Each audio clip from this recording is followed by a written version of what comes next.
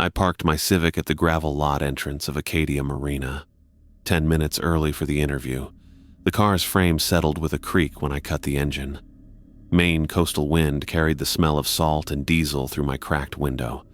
My wallet held $27 and a maxed-out credit card, my entire financial cushion after 3 months of rejections. The Marina office sat at the end of a long dock stretching into the harbor. Behind it rose a white 2-story house on the hillside, windows reflecting orange in the setting sun.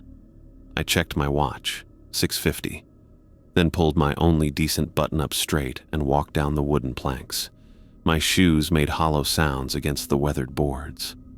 A bell jangled when I pushed open the door. The office smelled like old coffee and marine varnish. Nautical charts covered most of one wall, fishing licenses and Coast Guard certificates the other.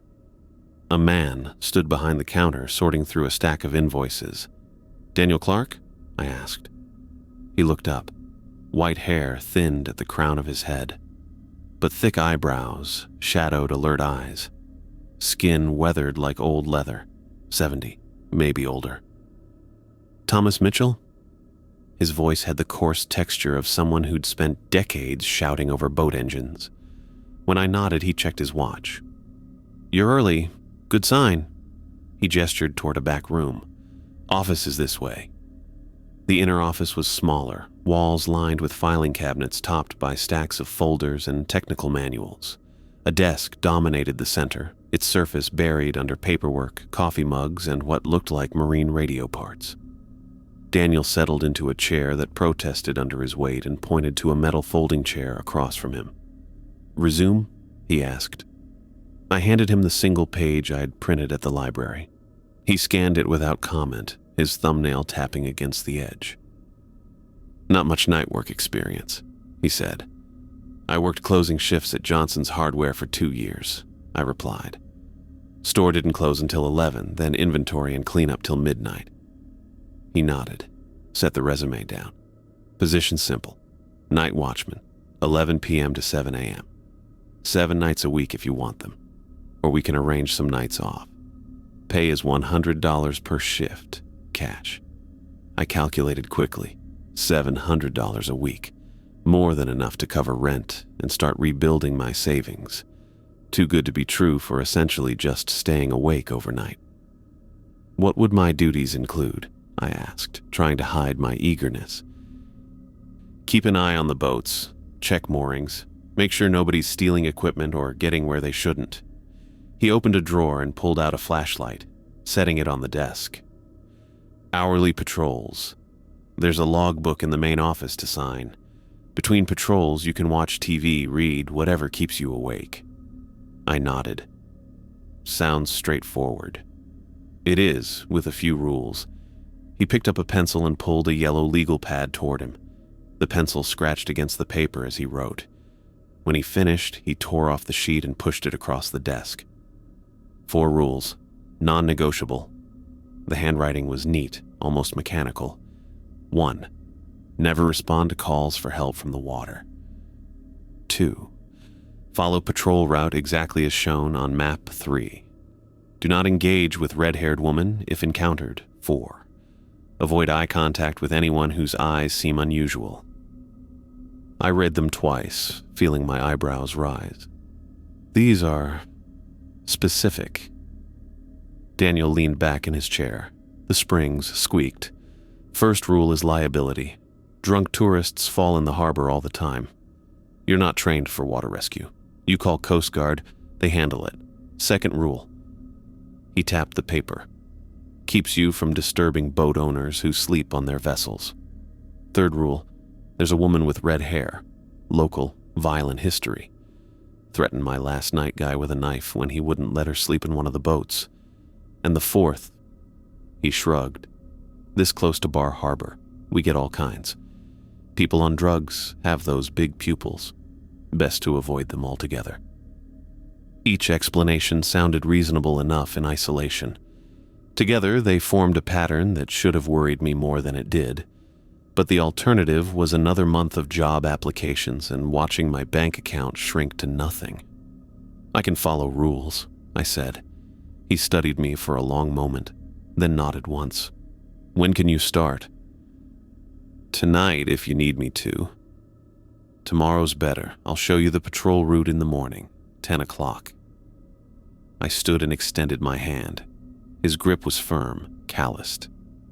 Thank you for the opportunity, Mr. Clark. Daniel's fine. He released my hand. One more thing. The house up there is mine.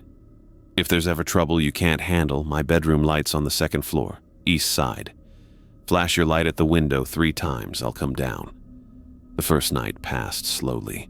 Daniel had walked me through the patrol route that morning, down the main dock, check each finger pier, circle the maintenance shed, pass by the fuel station, then back to the office. 20 minutes if I moved at a comfortable pace. The logbook had columns for time, weather conditions, and notes. Hourly patrols, he'd said. First at 11 p.m. when you start, last at 6 a.m. before shift end. Write down anything unusual. The office had a small television, a mini fridge, and a comfortable office chair. Between patrols, I alternated between watching late-night shows and reading a paperback I'd brought. The clock on the wall ticked loudly enough to hear over the gentle slap of water against the docks. The second night was the same, and the third. By the fourth night, I'd settled into a routine. Check the time, grab the flashlight, walk the route, note the quiet boats and still water, return to the office. The work was easy money, almost boring. On the fifth night, I passed a fisherman on the dock around 2 a.m. He nodded without speaking. I returned the gesture and continued my patrol. That was the extent of my human interaction all week. The seventh night started like the others. I arrived at 10:45, changed into the windbreaker I'd started keeping at the office, and prepared for my shift. The weather had turned cooler, mist hanging over the harbor and condensing on the wooden rails. My first patrol took exactly 19 minutes. I noted light fog, all secure in the logbook. At 1:17 in the morning during my third patrol, I heard it, a woman's voice calling from the dark water beyond the furthest dock. Help, please, somebody help me. The voice echoed across the still harbor, desperate and clear despite the distance. I stopped at the end of the main dock, my flashlight beam cutting ineffectually into the fog over the black water. The first rule echoed in my head as loudly as the woman's cries. I'm drowning, please, anyone! I stood frozen, my hand tightening around the flashlight. Every instinct told me to help, to call back, to do something. But Daniel's rule was clear. Another cry rippled across the water, closer this time. I backed away 2 steps, then turned and walked quickly to the office. Inside, I picked up the phone and dialed 911. Coast Guard, Bar Harbor Station, I said when the operator answered. Possible person in distress in the water near Acadia Marina. After I hung up, I returned to the dock entrance but went no further. The cries continued, growing more frantic. I checked my watch repeatedly. 23 minutes later, the distinctive chug of a Coast Guard boat approached through the fog, searchlights sweeping the harbor in wide arcs. I raised my arm and flagged them down, pointing toward where I'd last heard the voice. The woman's cries had stopped the moment their engine became audible. You reported a person in the water? The officer's voice carried clearly over the idling engine. Yes, female voice calling for help from that direction, I called back, pointing southeast of the marina. The Coast Guard boat moved methodically through the area for 30 minutes, searchlight cutting through fog. Finally, they returned to where I stood. Nothing out there, the officer said. No boats reported missing persons either. I heard her clearly, I insisted, calling for help, saying she was drowning. The officer nodded, unsurprised. Happens pretty often. Sound carries weird over water, especially in fog. Could have been someone on shore or teenagers messing around. Maybe even a loon. They can sound human sometimes. I thanked him, knowing I hadn't mistaken a bird call for a woman's voice. The Coast Guard boat pulled away, leaving me alone again on the dock. In the office, I noted the incident in the logbook. My hand shook slightly as I wrote. For the rest of the shift, I left the television off, listening for any sound from the harbor. None came. Dawn arrived with relief. I watched the sun rise through the office window, turning the water from black to gray to blue. When Daniel arrived to relieve me, I hesitated before mentioning what had happened. "Heard someone calling for help from the water last night," I said, keeping my voice casual. "Called the Coast Guard like you said." Daniel looked at me for a long moment, his expression unchanged. "They find anything?" "No." He nodded once. "Good." Then, after a pause, "You did right, following the rules." I drove home in the morning light, replaying the woman's cries in my head. The desperation had sounded genuine. The Coast Guard's explanation made logical sense, but didn't feel right. As I pulled into my apartment complex, I realized I was already dreading the coming night's shift in a way I hadn't before. Sometimes a paycheck comes with costs you don't anticipate. I was about to learn exactly how high those costs could go. The woman's voice carried over the water again, clearer this time. "Please, I can't swim much longer." My hand hovered over the office phone. 15 minutes since the first cry. Each one sounded closer to shore. I'd already written "distress call from water" in the logbook with the time, 2:17, and my response followed protocol, called authorities. "Help me. Please, anybody." The desperate edge in her voice hit something primal in my chest. I stood up twice, paced the small office, and sat back down. Daniel's first rule seemed cruel now. Maybe there really was someone out there. Maybe the Coast Guard would be too late. I pressed my palms against the desk. A boat slipping its mooring, I told myself. A drunk tourist who'd missed the last water taxi, not my responsibility. The rules existed for a reason. The 911 dispatcher had sounded concerned when I called. "We'll contact the Coast Guard right away," she'd said, taking down the details of my location and the situation. 20 minutes passed by the wall clock's steady tick before I heard the deep rumble of the Coast Guard vessel. I grabbed my flashlight and windbreaker and stepped outside. The late October air bit through my clothes, dense with salt and the promise of rain. Fog had thickened since my last patrol, hanging in milky layers across the harbor. The searchlight swept methodically over the water's surface, creating moving shadows as it cut through the mist. I walked to the end of the main dock, careful to maintain my footing on the damp boards. The beam from my flashlight barely penetrated 20 feet into the fog. "Over here," I called, waving my light.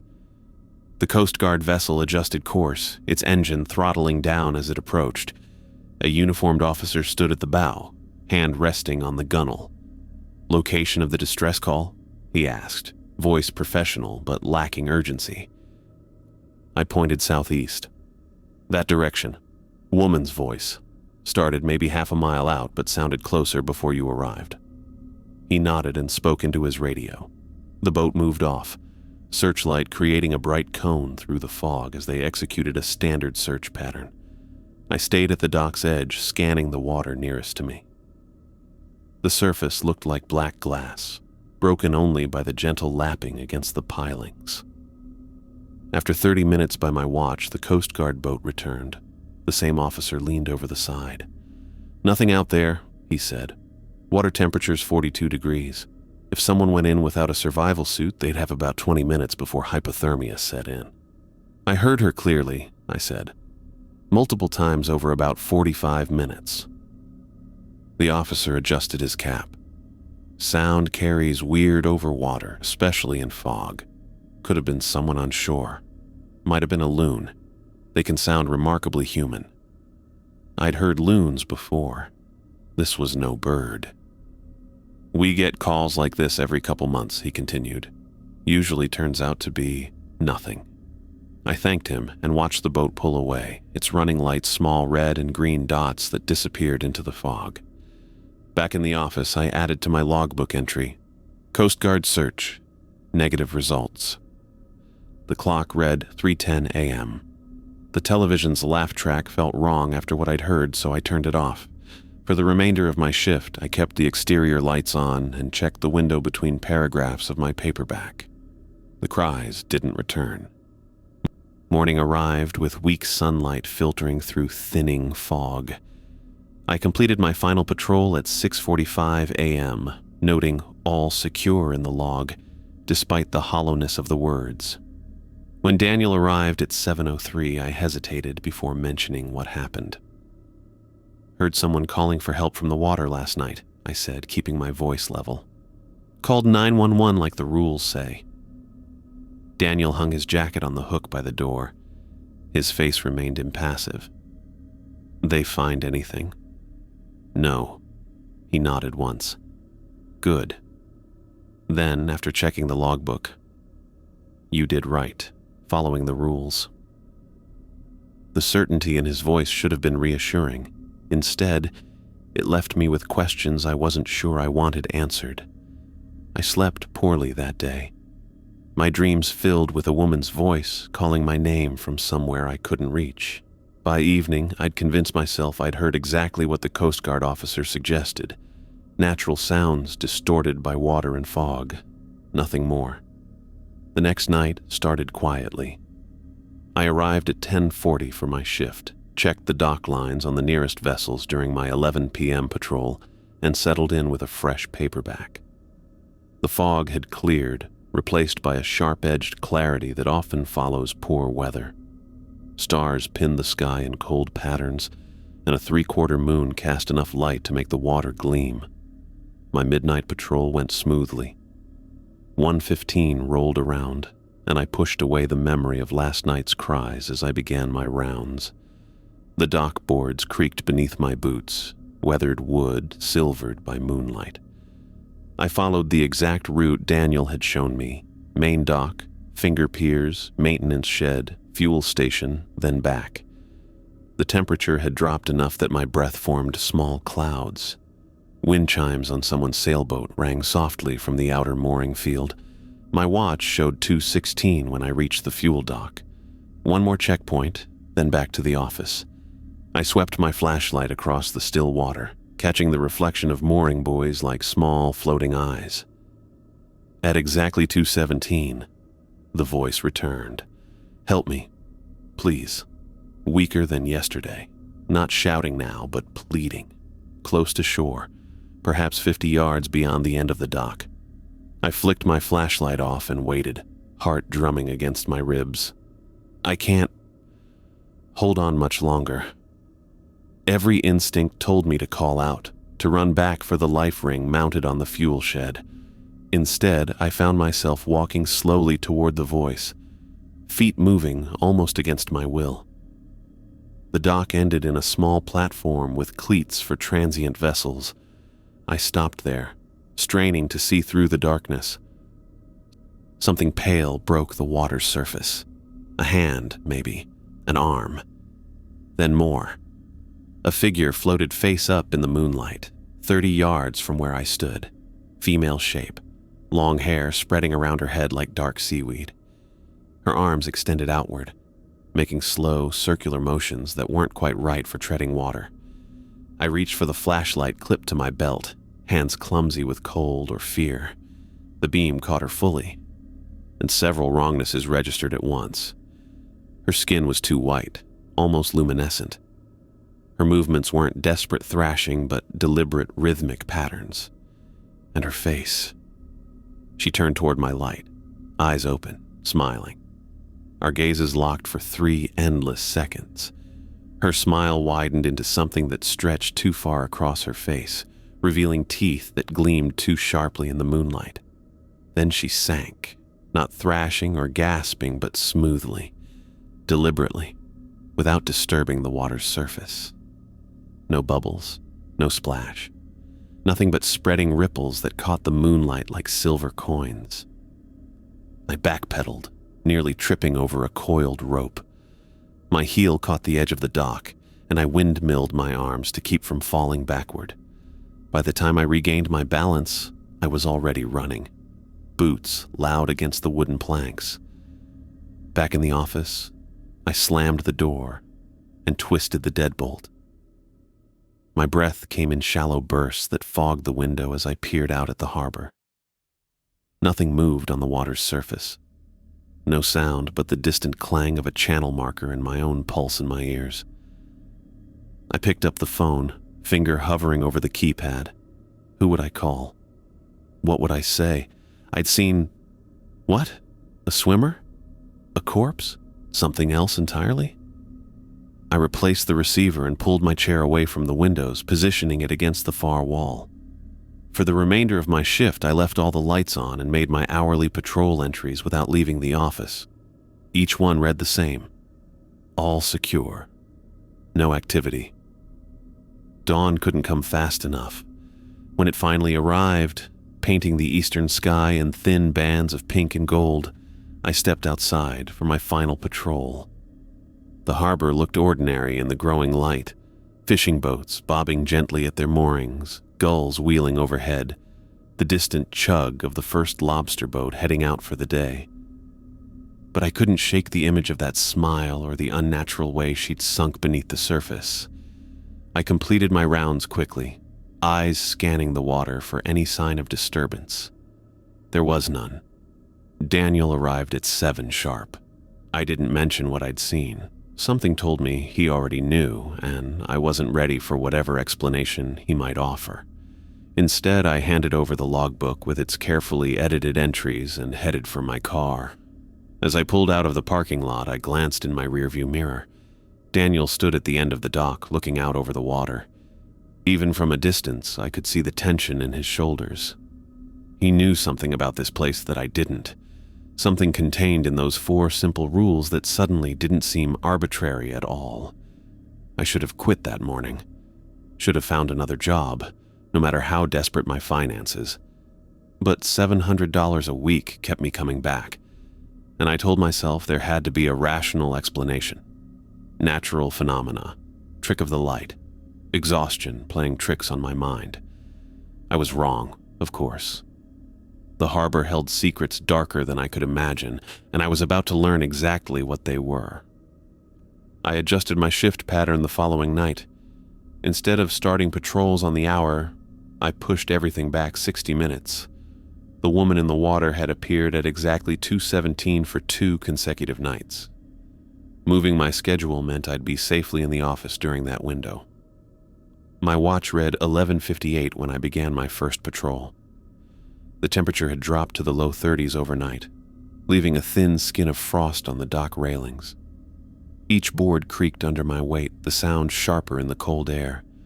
I kept my flashlight beam low, sweeping it in methodical arcs across the weathered planks. The marina felt emptier than usual. Most seasonal boaters had pulled their vessels for winter storage, leaving only the year-round fishing boats and a handful of covered sailboats.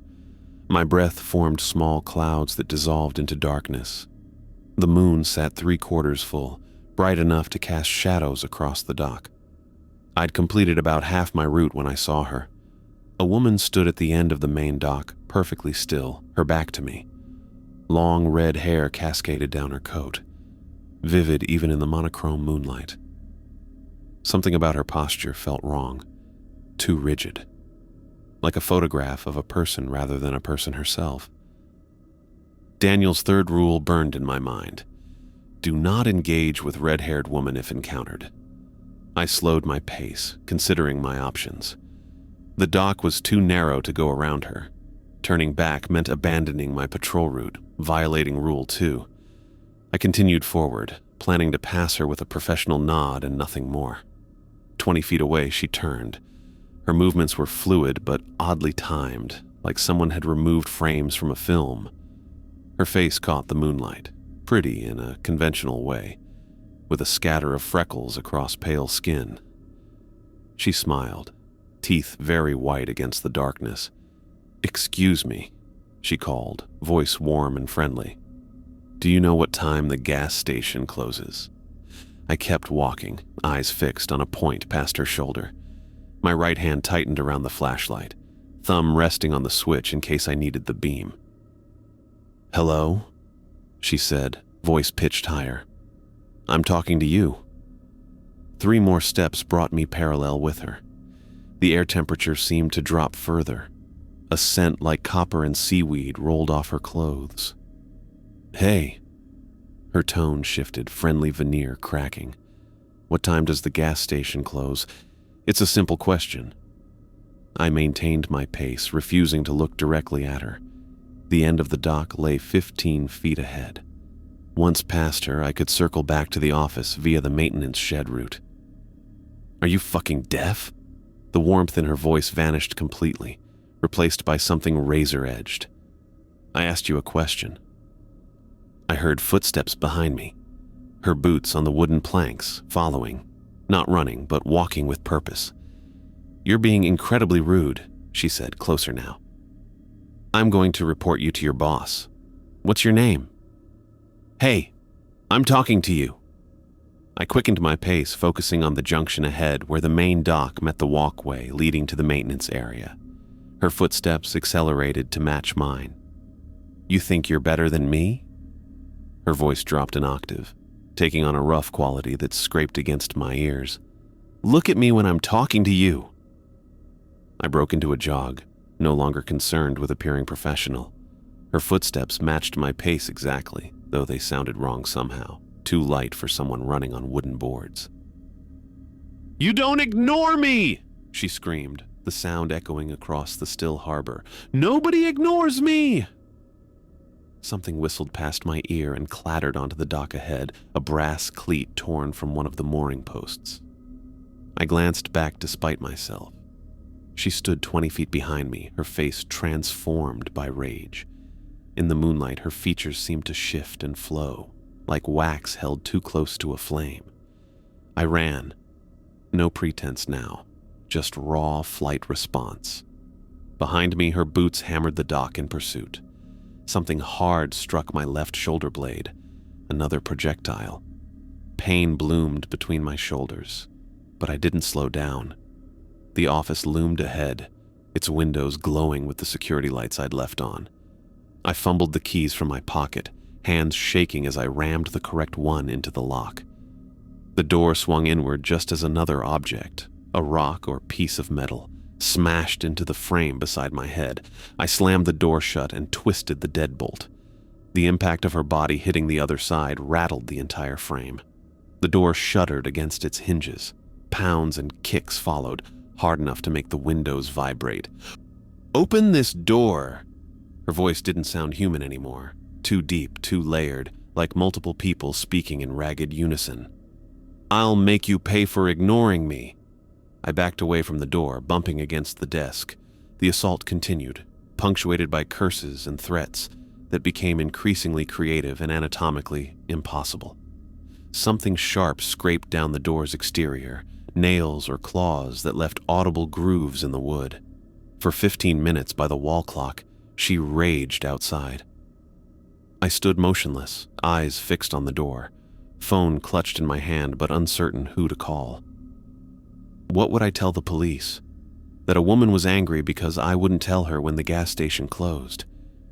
Eventually, the pounding stopped.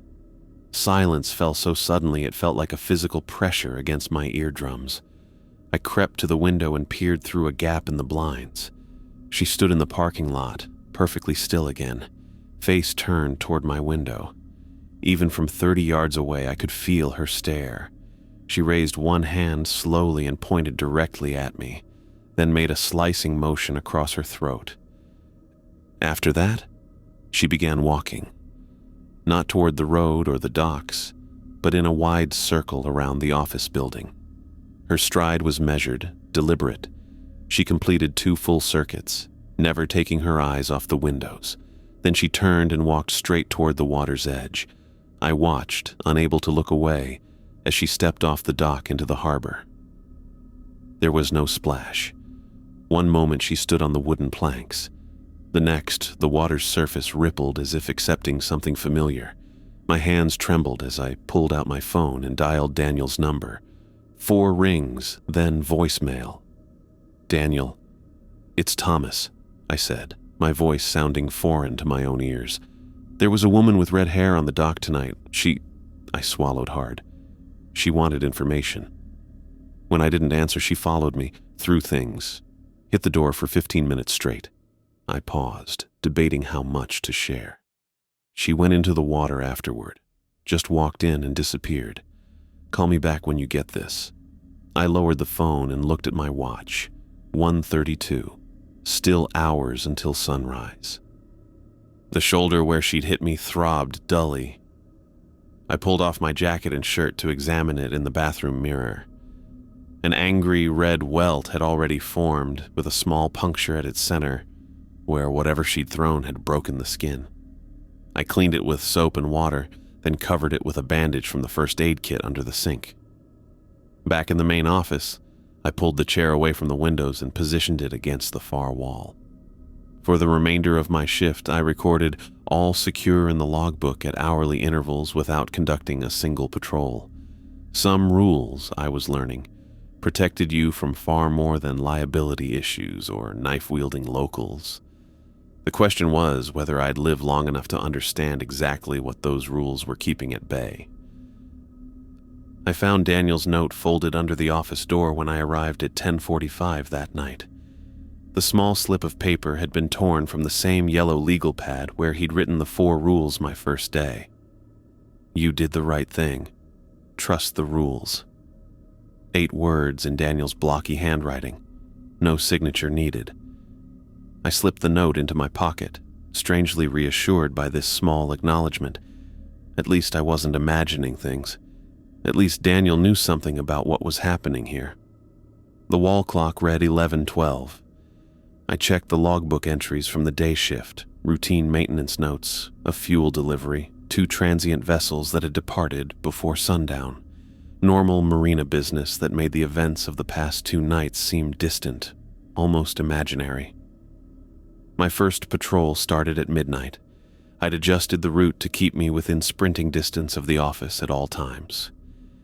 The thermometer mounted outside the window read 29 degrees, cold enough that my breath formed clouds that hung in the still air before dissipating. Frost had already formed on the dock railings, turning the metal white under my flashlight beam. Something felt different about the marina tonight. The usual harbor sounds, water lapping against hulls, the distant clang of mooring chains, wind through rigging, seemed muted, as if heard through cotton. Even my footsteps on the wooden planks landed with a deadened thud, instead of the usual hollow echo. The sky had cleared completely, stars sharp as pinpricks above. No moon yet. It would rise later, according to the tide chart posted in the office. I followed my modified route, keeping the office building in sight as I checked the nearest finger piers. The stillness felt wrong. No wind, no waves. The harbor's surface lay flat as polished stone, reflecting the stars in perfect mirror image. Twice I stopped to listen, hearing nothing but my own breathing and the soft click of the flashlight switch as I adjusted my grip. I reached the fuel dock at 12:22. One more section to check, then back to the safety of the office. My flashlight beam swept across the weathered planks, catching a pair of boot heel marks that hadn't been there during yesterday's patrol. Someone had visited the fuel dock recently, leaving scuffs in the thin layer of frost. A movement at the dock's end caught my attention, a shadow shifting against the greater darkness beyond. I raised my flashlight, ready to announce myself as security, when I made out a human figure sitting at the far end of the pier, legs dangling over the edge, back to me, shoulders hunched slightly as if relaxed. Must be one of the local fishermen, I thought. They sometimes came down at odd hours to check their boats or prepare for early departures. I'd encountered a few during previous shifts, taciturn men who nodded acknowledgement but rarely spoke. "Evening," I called, keeping my voice professional. "Just doing my security rounds." The figure didn't turn immediately. Something about its stillness raised the hairs on my neck. I took another step forward, duty overriding instinct. "Sir, everything all right out here?" The head turned then, a motion too smooth to be natural, like a machine designed to approximate human movement, but not quite succeeding. The face remained in shadow, features indistinct except for a crescent of reflected light where the eyes should be. "Beautiful night for a swim," the figure said, male voice, but wrong somehow, pitched slightly too high, with an undertone like metal grinding against metal. I stopped 15 feet away, suddenly remembering Daniel's 4th rule: avoid eye contact with anyone whose eyes seem unusual. The figure stood in one fluid motion, turning to face me fully. My flashlight beam caught him straight on, and my stomach dropped. His eyes were enormous, taking up nearly half his face, reflecting my light with an unnatural silver sheen like a deer caught in headlights. No pupils, just mirrored discs that threw my light back at me with increased intensity. His mouth stretched into a smile that revealed too many teeth, each one pointed like a small knife. "Join me?" he asked, extending one hand toward me. His fingers looked too long, the joints positioned wrong. "The water's perfect tonight." I stepped backward, keeping the light trained on him but avoiding those mirror-like eyes. "No thanks. Just finishing my patrol." "It'll be fun," he insisted, voice dropping to a whisper that somehow carried clearly across the distance between us. "Everyone's waiting down there. The woman with the pretty red hair asked for you specifically." My back foot slipped on a patch of frost, nearly sending me sprawling. I caught myself on a piling, heart hammering against my ribs. "I really need to finish my rounds," I said, continuing to back away. "Enjoy your evening." His smile widened impossibly, splitting his face almost ear to ear. "We'll see you soon enough, Watchman. Rules can only protect you for so long." I turned and walked quickly toward the main dock, fighting the urge to run. My boots struck the wooden planks with dull thuds that seemed too quiet in the unnatural stillness. Behind me I heard nothing, no footsteps, no splashing, no movement at all. Only when the office door closed behind me did I allow myself to breathe normally again. Through the window I could see the fuel dock clearly in the starlight. Empty now, no sign of the figure with the silver eyes. I pulled out my cell phone and scrolled through my contacts. Rob Torres had been a year ahead of me in high school, not a close friend, but someone I'd kept loose contact with over the years. He joined the Bar Harbor Police Department right after community college. We occasionally exchanged text messages about fishing spots or local sports teams. He answered on the 4th ring, his voice alert despite the late hour.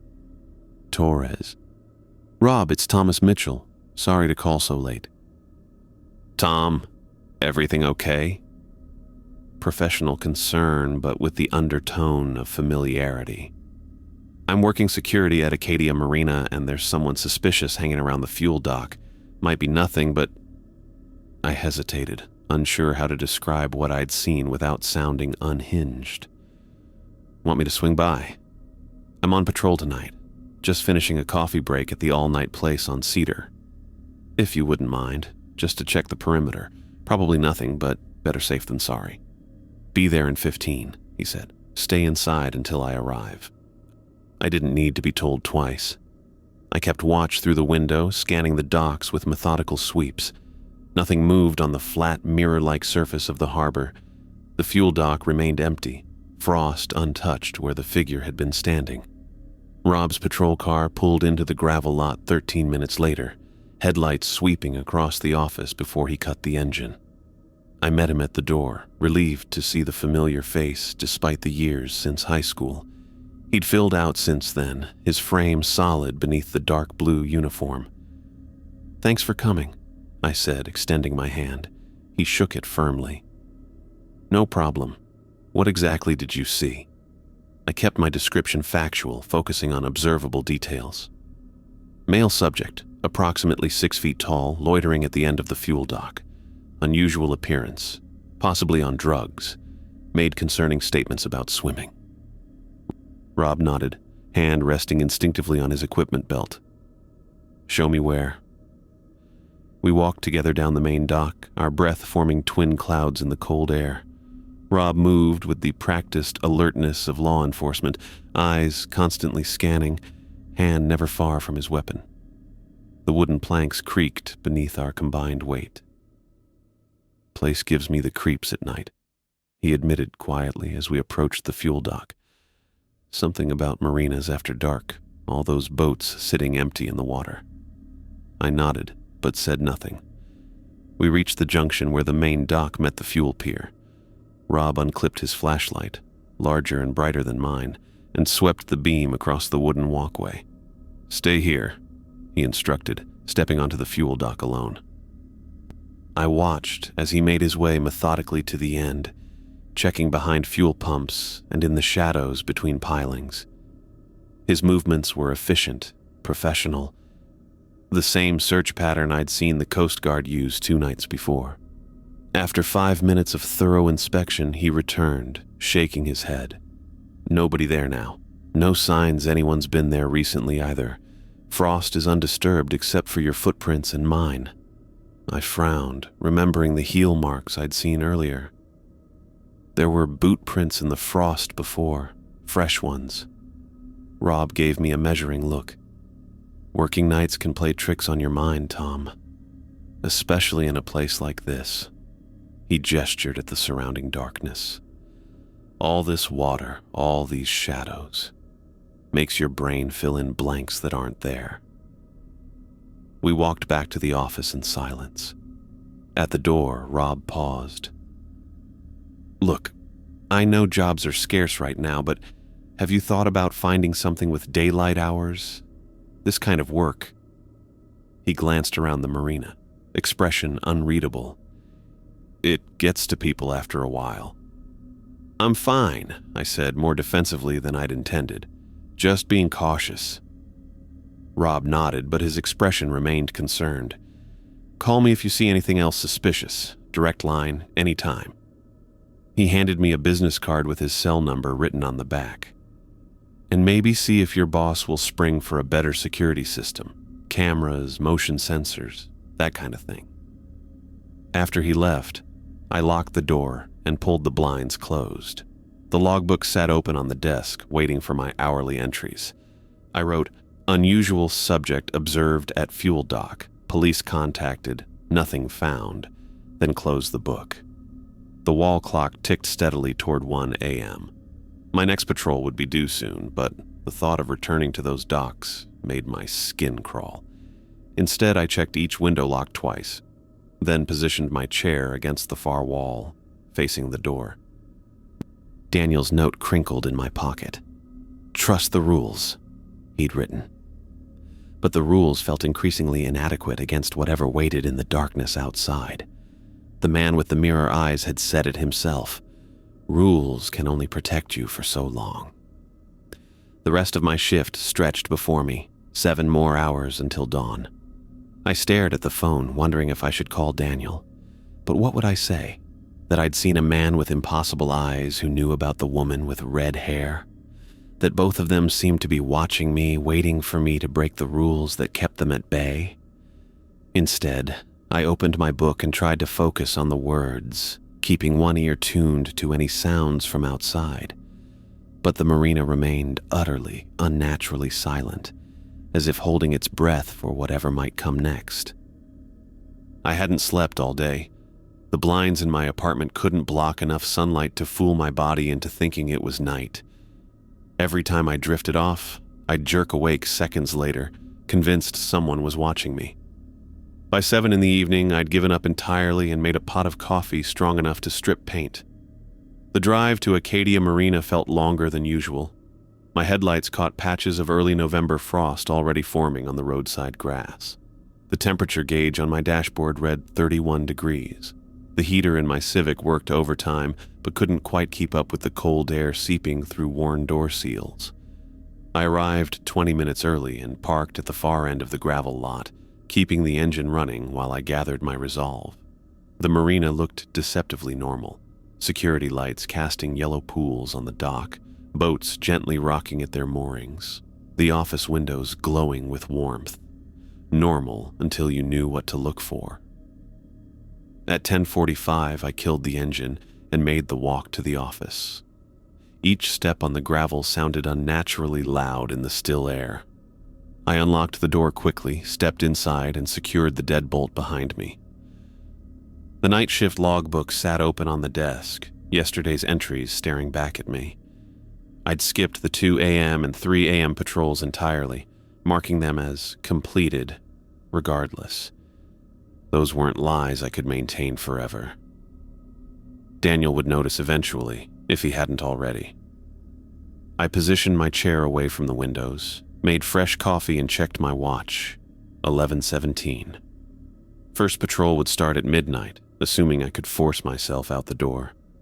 The coffee machine gurgled and hissed as it finished brewing. I poured a cup and wrapped both hands around it, absorbing the warmth. My left forearm still showed 4 small crescent marks where the red-haired woman's nails had dug into my skin. Not deep enough to break skin, but the bruises had darkened to a purple blue overnight. Time passed with excruciating slowness. I checked and rechecked the office door's deadbolt, tested the windows to confirm they were locked, placed my flashlight, phone, and keys in precise positions on the desk where I could grab them instantly. At 11:58, I stood and put on my jacket. The first patrol couldn't be avoided without risk of Daniel discovering I wasn't doing my job. I'd take the shortest possible route, main dock only, no branches or extensions, keeping the office in sight at all times. The night air hit my face like a slap when I stepped outside.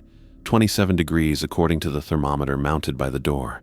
Stars glittered overhead in a cloudless sky, and a half moon cast enough light that I barely needed my flashlight. The wooden planks of the main dock creaked under my boots. 50 yards out, then 50 yards back. 5 minutes at most. I walked briskly, flashlight beam sweeping methodically ahead of me. Everything appeared normal. No unusual sounds, no movement beyond the gentle lapping of water against pilings. I reached the midpoint of the dock and paused, scanning the water in both directions. The moonlight created a bright streak across the harbor's surface, illuminating a line of mooring buoys that stretched into the distance. Nothing seemed out of place. That's when I smelled it. Copper and seaweed. The same scent that had surrounded the red-haired woman the night before. I turned slowly, flashlight raised. They stood 20 feet behind me, blocking my return path to the office. The red-haired woman wore a dark peacoat that reached her knees. Her hair caught the moonlight, glowing like burnished copper. Beside her, the man with the strange eyes wore what looked like a fisherman's rubber overalls, too large for his frame. Both stood perfectly still, watching me with identical expressions of patient interest. "Evening," the woman called, her voice pleasant and ordinary. "Beautiful night, isn't it?" I said nothing, calculating distances and options. The dock was 8 feet wide, too narrow to go around them. Behind me lay another 30 yards of main dock before it ended at open water. No exits, no alternate routes. "I wanted to apologize for yesterday," she continued, taking a small step forward. Her movements seemed more natural tonight, less mechanical. "I was having a terrible day and I took it out on you. That wasn't fair." The man beside her remained motionless except for his smile, which widened incrementally as she spoke. His eyes reflected my flashlight beam with that unnatural silver sheen, like an animal's eyes in headlights. "I need to finish my patrol," I said, voice steadier than I felt. "If you'll excuse me." I took a step to the right, intending to squeeze past them along the edge of the dock. Both shifted simultaneously to block my path, moving with precise coordination. "Don't be rude," the woman said, smile still fixed in place. "I'm trying to apologize. The least you could do is acknowledge it." The man finally spoke, his voice like metal scraping against metal. "We just want to talk. Is that so much to ask?" His eyes seemed to grow larger as he spoke, the silver reflection intensifying. I took a step backward.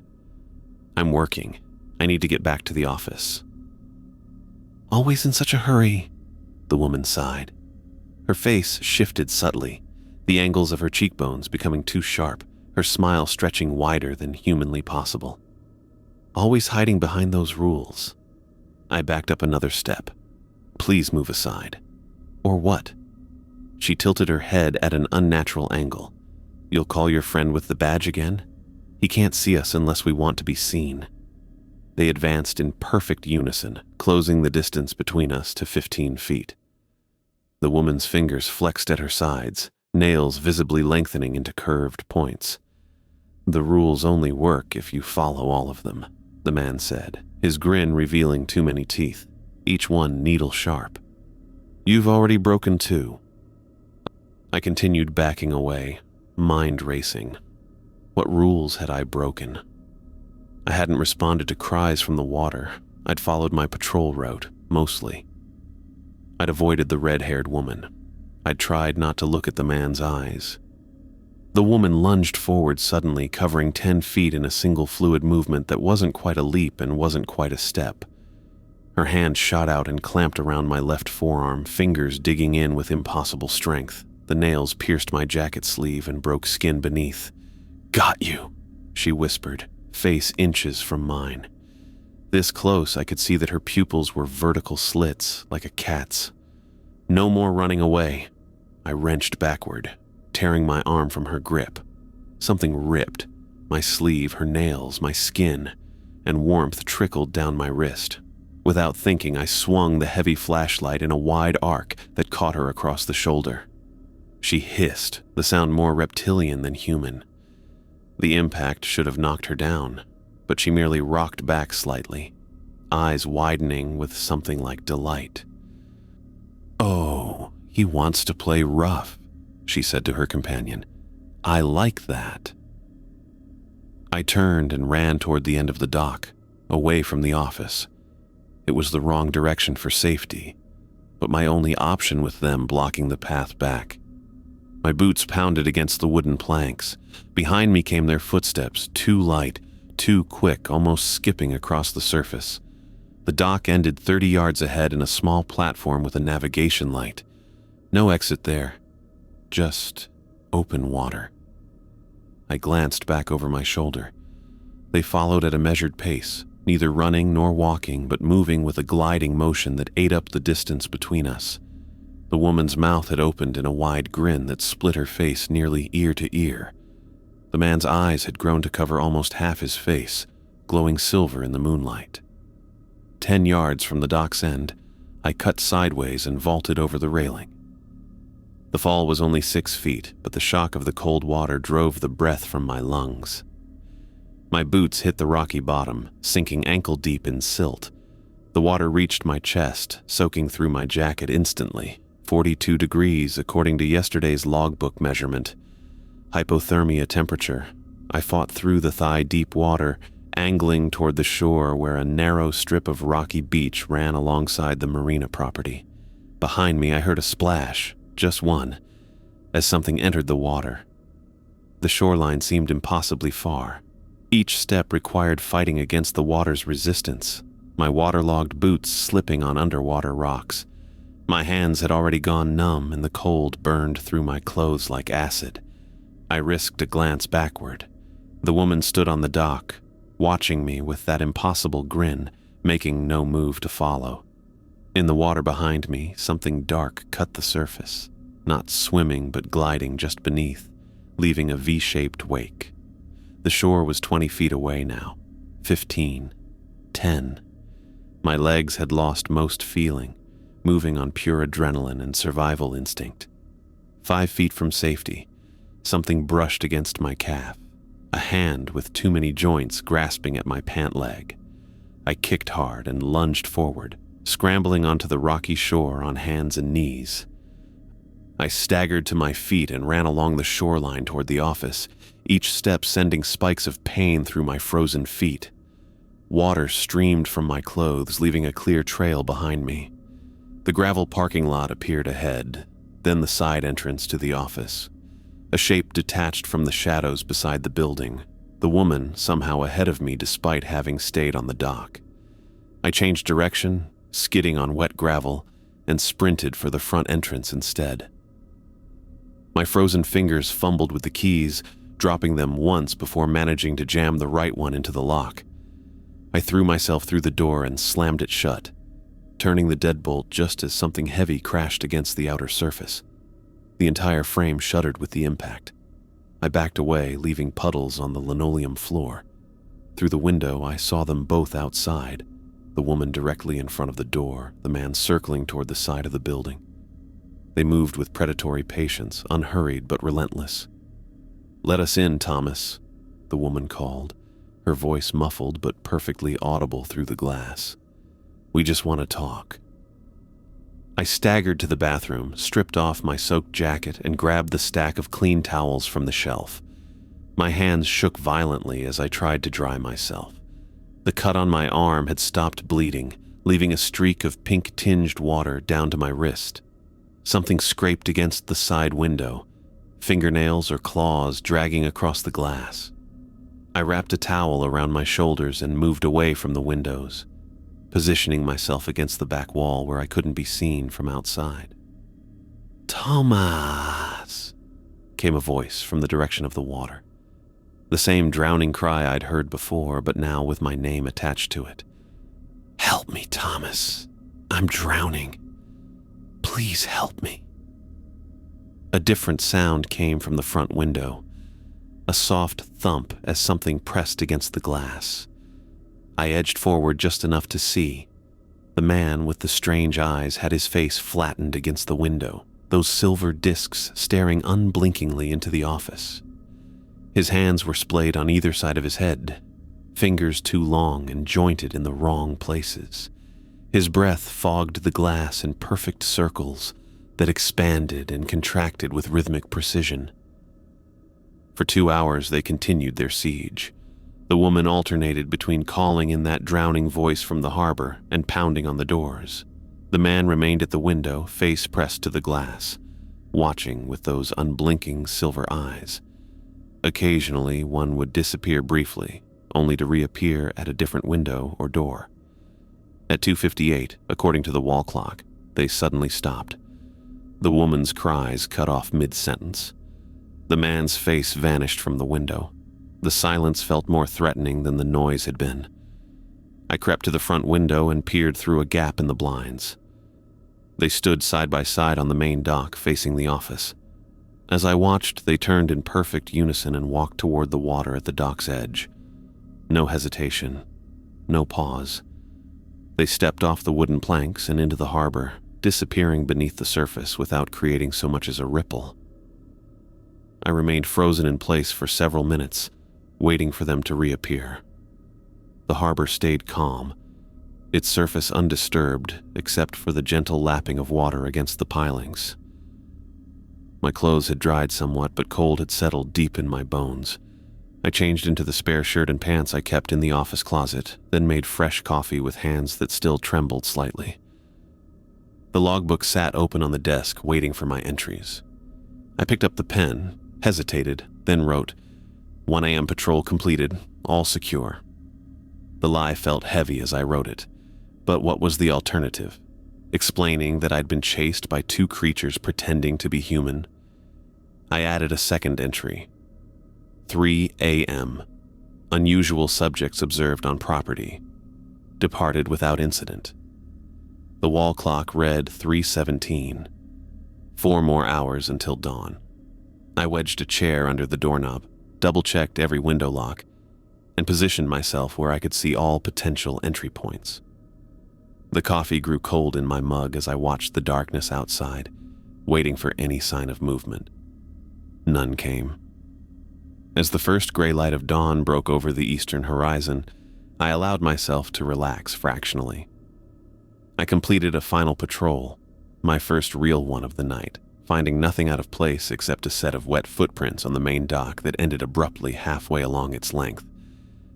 Daniel arrived at 7:05, his truck tires crunching on the gravel outside. I gathered my things quickly, eager to leave but unsure what to tell him. The 4 crescent-shaped punctures on my arm had scabbed over, barely visible unless you knew to look for them. "Morning," he said as he entered, eyes immediately taking in my substitute clothes and the dark circles under my eyes. "Everything go all right last night?" I hesitated, the weight of what I'd experienced pressing against my chest like a stone. "I need to talk to you about something," I said finally. "About the rules." Daniel's expression shifted, a mixture of resignation and grim understanding crossing his weathered face. "Yes," he said quietly. "I expect you do." I sat in the office chair until dawn, keeping my back to the wall and my eyes on the door. Each minute stretched into what felt like hours. The coffee machine had run dry around 4. I didn't make more. Caffeine wouldn't help the tremors in my hands anyway. The first pale gray light filtered through the blinds at 5:43. Birds began calling outside, normal birds with normal sounds. The dark water beyond the docks gradually shifted from black to slate gray. A lobster boat chugged past the harbor entrance, running lights still visible in the half-light. I watched all this through gaps in the blinds, never moving from my position against the wall. My damp clothes had dried stiff with salt. The 4 puncture wounds on my arm throbbed in time with my pulse. At 6:15, I picked up the phone and called Daniel. The line rang 3 times before he answered, voice alert despite the early hour. "Something's wrong," he said. Not a question. "Yes." My voice came out hoarse from hours of disuse. "Can you come now? I need to talk to you." 20 minutes, he replied and hung up. I used those 20 minutes to write my final logbook entry. All secure at dawn, no further incidents. The pen shook in my grip, making the words jagged across the page. Daniel's truck pulled into the lot at 6:37. He walked briskly to the office, not the usual measured pace of a man in his 70s, but the purposeful stride of someone responding to an emergency. He unlocked the door without knocking. We looked at each other for a long moment. His eyes took in my substitute clothes, the dark circles under my eyes, the way I held myself against the wall. "They came for you," he said flatly. I nodded, throat tight. "Both of them?" "Yes. The woman with red hair and the man with the eyes." I swallowed hard. They knew my name. Daniel sighed heavily and locked the door behind him. He walked to the coffee machine, found it empty, and began preparing a fresh pot with mechanical efficiency. "Tell me everything," he said, measuring grounds into the filter. "Start at the beginning of your shift." I recounted the night's events in sequential order, focusing on observable details. The way they had blocked my path on the dock, the woman's nails lengthening into claws, my escape into the harbor waters, their siege of the office, how they had vanished beneath the water's surface without a ripple. Daniel listened without interruption, face growing grimmer with each detail. When the coffee finished brewing, he poured 2 mugs and handed one to me. His weathered hands were steady. "Show me your arm," he said. I pushed up my sleeve, revealing the 4 crescent-shaped punctures where her nails had broken skin. Daniel nodded as if confirming something he already knew. "You'll want to clean those again when you get home. Salt water and peroxide, then antibiotic ointment. Change the bandage twice daily." "What are they?" I asked, the question that had built inside me all night finally breaking free.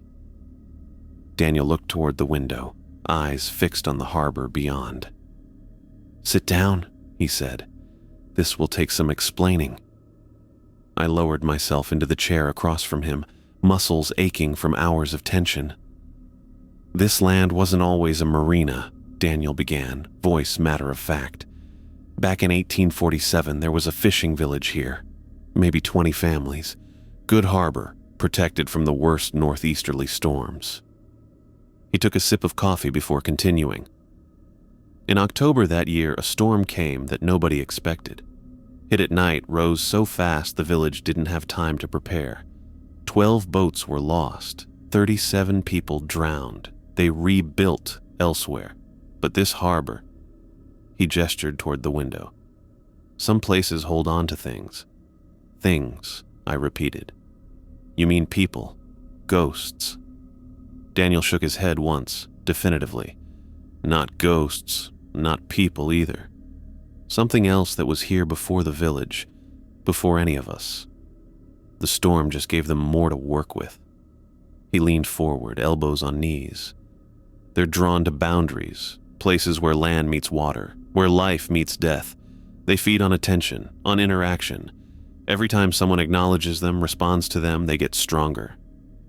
The coffee tasted bitter in my mouth. The rules. Yes, Daniel nodded. The rules aren't arbitrary. They're protection. Don't respond to calls from the water. That's how they lure you in.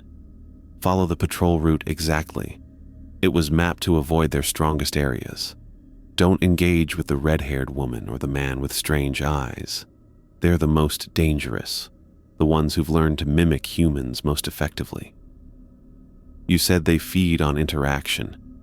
I set my mug down carefully. What happens if someone gives them what they want?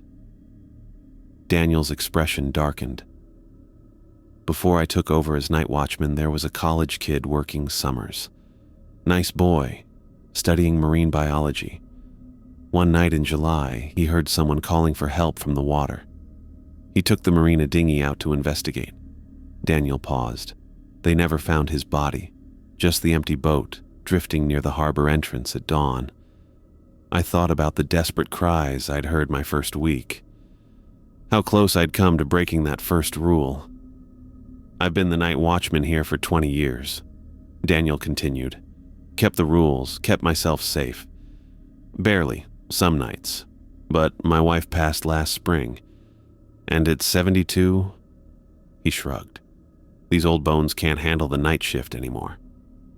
So you hired me, I said, the pieces falling into place, without telling me what I was really guarding against. Daniel met my eyes without flinching. Would you have believed me? If I'd told you the truth during that interview? I couldn't honestly say yes. I did what I could, he said. Gave you the rules. They've kept me alive 2 decades. They would have kept you safe too if you'd followed them all. A flush of anger warmed my face. I did follow them. Did you? Daniel's gaze was steady. You skipped patrols. You marked them completed in the logbook, but you didn't do them, breaking the second rule about following the route exactly. The lie I'd written in the logbook stared back at me from the open page. I had no defense. And last night, when the man spoke to you, you looked at his eyes, didn't you? Even for a moment. I swallowed hard, remembering the silver discs reflecting my flashlight beam. Maybe. I don't know. It happened fast. Daniel nodded. That's all it takes. A single glance, a moment of direct engagement. They've got your scent now, and they won't easily let it go. We sat in silence for several minutes, the only sound the gentle ticking of the wall clock and the distant cry of gulls outside. The harbor had fully awakened now, sunlight sparkling on the water's surface as if nothing horrific lurked beneath. I'm giving you a choice, Daniel said finally. 2 options. I waited, hands clasped tightly around my coffee mug. First option, you walk away. I'll pay you for 2 weeks. $1,400 cash. You leave today and never come back to this marina. Not ever, for any reason. If you stay away, they won't follow you. And the second option? You stay. Continue as night watchman, but with full knowledge of what you're facing. I'll increase your pay to $150 per night. An extra $50 each shift, $350 more per week. Enough to catch up on my overdue rent. Maybe even start paying down my credit card debt. If I stay, I said carefully, will they keep coming for me? Daniel's expression was grave. They'll test you. Push at the boundaries. Try to make you break the rules again. But if you're vigilant, if you follow every rule precisely, he spread his hands. I survived 20 years. Barely, I echoed his earlier word. Some nights. He didn't contradict me. I stood and walked to the window, looking out at the marina in morning light.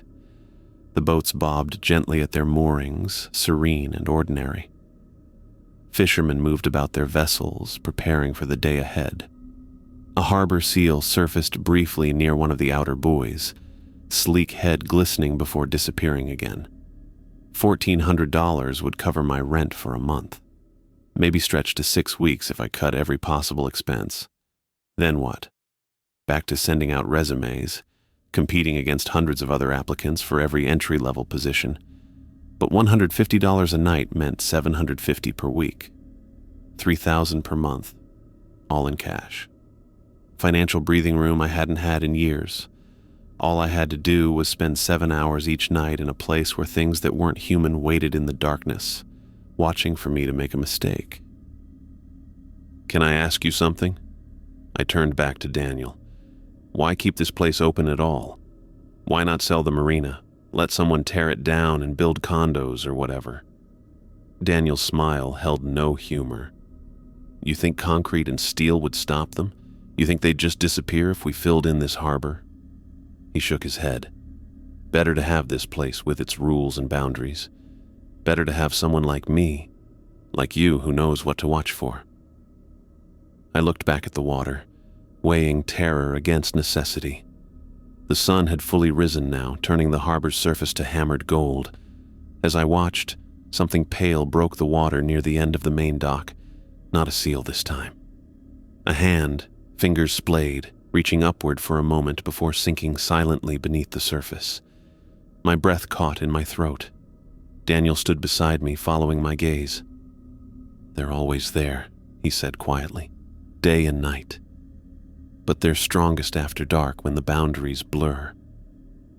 I thought about my dwindling bank account, my maxed out credit card, the stack of rejection letters from job applications, the growing hollowness in my stomach that came from stretching every meal as far as possible.